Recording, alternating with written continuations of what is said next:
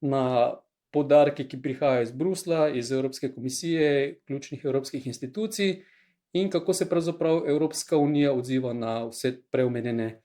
pretrese v svetu, trgovinski spori, spopadi, vojne in pa seveda vojne, ki potekajo v svetu in kako pravzaprav Evropska unija vidi sebe, ter seveda tudi v perspektivi, takšen govor je namenjen tudi neki viziji prihodnosti, ki pa je v tem trenutku, mislim, da je zelo kratkoročna ali pa umeščena in nekoliko odstopa ali pa v bistvu izkazuje tudi težave temu, kar je doslej Evropska predsednica komisije že poudarjala, to je iskanje strateške avtonomije Evropske unije v svetu, s tem pa vidimo, da ima Evropska unija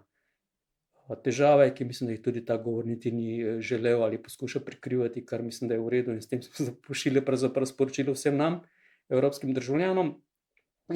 da razmišljamo o tem, kako se pravzaprav odvija evropski projekt. Vemo, da so bile recimo preomenjene evropske volitve,